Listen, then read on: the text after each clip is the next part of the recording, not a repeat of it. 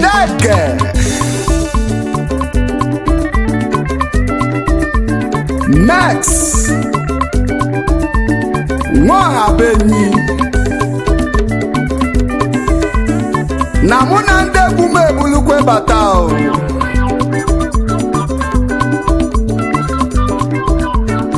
Ọ bụzi ebe ka anyị na-ejenu na nke Prince Victor Telecom obele nwa na-emesi fikenu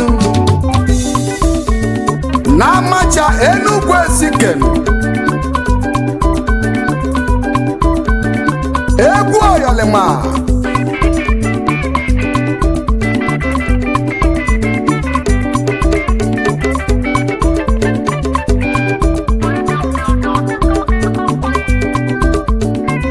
Balumu the Prince Odogwu Kenelumu the Prince Odogwu Balumu the Prince Odogwu Kenelumu the Prince Odogwu obele nwa na-emesi fikenu obele nwa na-abụ ọgaranya Odogwu onye ọcha mụrụ na n'Igbo Odogwu iye Odogwu lulu egedege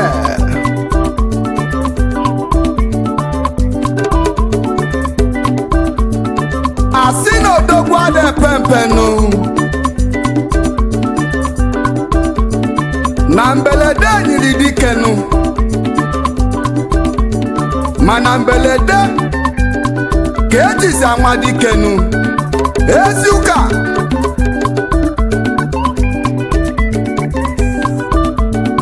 maka na ife chidelu n'enu ụwa n'odegonu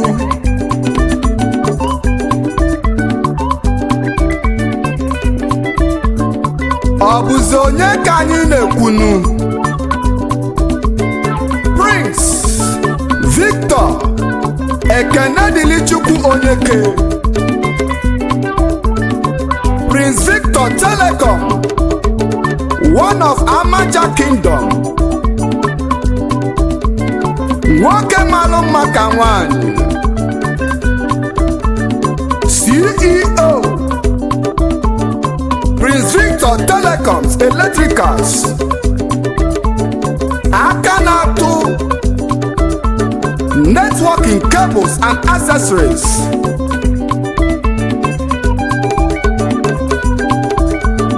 ijebe na anyị so ga-eje Prince Telecom ịnaba na anyị so ga-ananụ Prince Telecom Prince Telecom Prince Telecom Prince onye ọ ga-adịrị mma n'ụwa Prince Telecom sia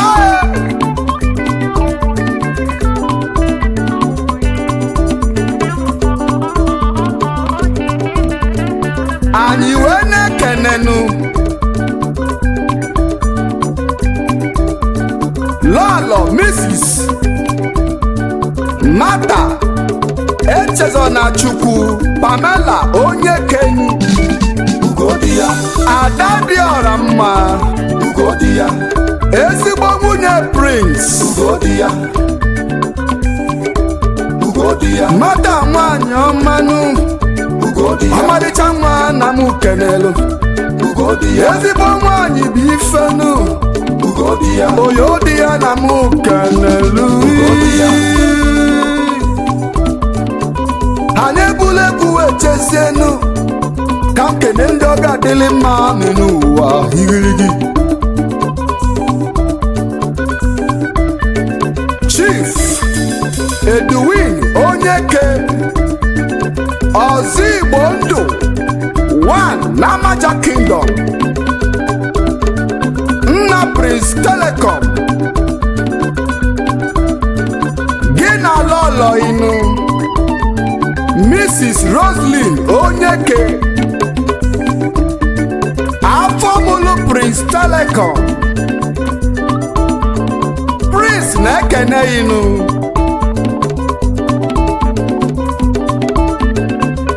nwanne bụ ife n'ụwa nwanne amaka lulu oyi naanị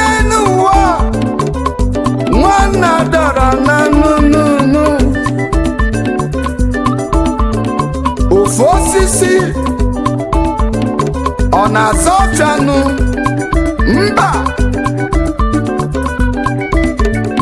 maka na gidigidi bụ ugwu eze.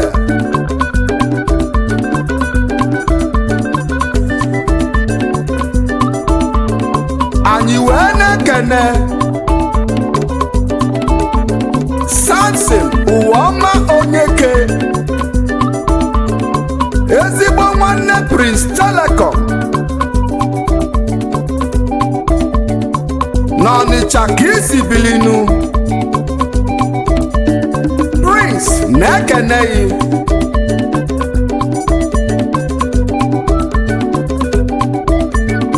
anyị wee na-ekene Kelvin Maduka Onyeke LG, aka na-atụ scraps Oshogbo ka isi bilinu. Ezigbo nwanne Prince Telecom. Prince na-ekeneghị nụ.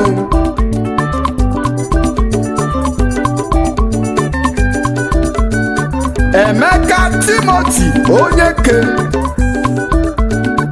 eziokwu bụ ndụ na Port Harcourt ka isi bili. Ezigbo nwanne Prince Telecom anyị kenelu. Kanayo Jonathan Goodluck Odogbunu, Kanayo Jonathan Onyeke alias Goodluck, Chief Executive Officer Goodluck Auto Flex Onitsha Base. Prince na-ekeneghị.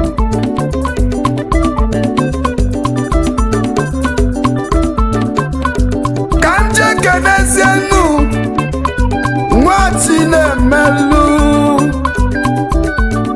Ifeanyi Onyeke, nwa Chinemelu, one of Amaja Kingdom, London Base.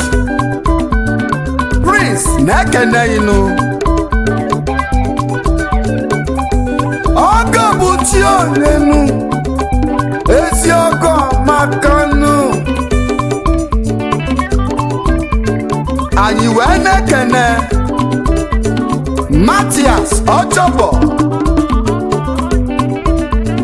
ezigbo ogo Prince Telecom. Chinedu Ogbonna, Edu Brazil, ezigbo ogo Prince Telecom. Chukwuemeka Odo, fada n'isokwazi n'ezigbo ogo Prince Telecom. Simon Odo n'isokwazinu ezigbo ogo Prince Telecom. Prince na-ekenenu. Anyị wee na-ekenezinu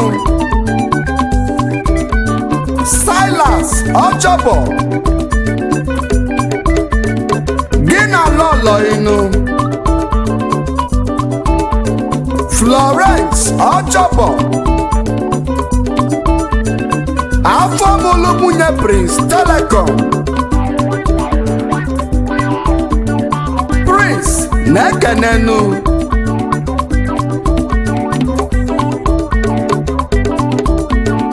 Charles Ruben Eke, Prince na-ekenekwazi inu. Obele mmanwụ na ikenu maka na ijela nọrọ nsonu. Nnekwu mmanwụ bata n'obodo awala ọsọ n'elu ụwa iri gị.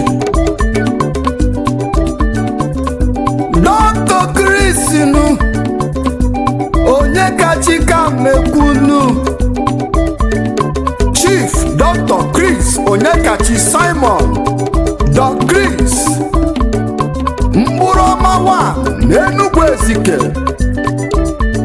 n'isi ugwu ka isi ejezenu. Chief Executive Officer Total Value Investment Prince na-ekeneghinu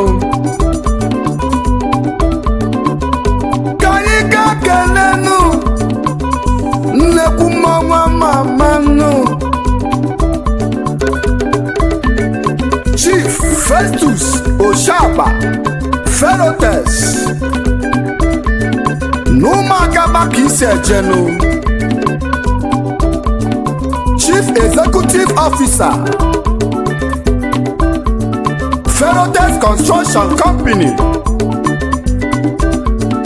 Prince na-ekeneghinu Chief Chukwurote JP nnukwu mmanwụ ikpe odori ji abanụ Prince na-ekeneghinu afụ dimkpa afụ ogologo imienu ọ bụzi onye ka anyị na-ekwunu? Onye bụ Chi Ogili Akalugo Importer and Exporter Network Cables Prince na-ekeneghinu ka nje kenesienu ndị amajaji wee bilinu. Charles Onu Shalom CEO Shalom Integrated Services Prince na-ekeneghinu Emmanuel Onoja Emma Black CEO Manager Freight and Forwarding Prince na-ekeneghinu Emenike Onu Emenite Alert Master Chief Executive Officer Emenite Dynamic Concepts Prince na-ekeneghinu Chibo Ogbonna Bosco Fabrics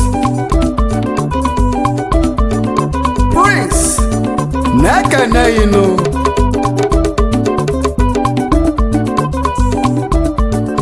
James Oti Sarah Capital Prince na-ekeneghinu Godwin Idoko Winnie G Motors Prince na-ekenekwazinu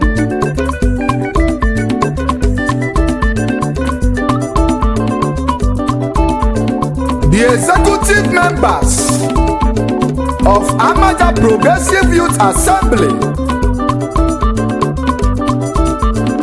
Prince na-ekenenu Odalijenwunanunu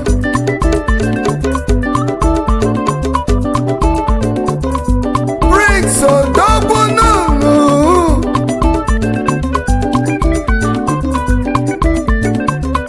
Prince Nigatinunu Ayaya Ijebe na anyị so ga-eje Prince Telecom Ịnaba na anyị so ga-ananụ Prince Telecom Prince Telecom Prince Telecom Prince Telecom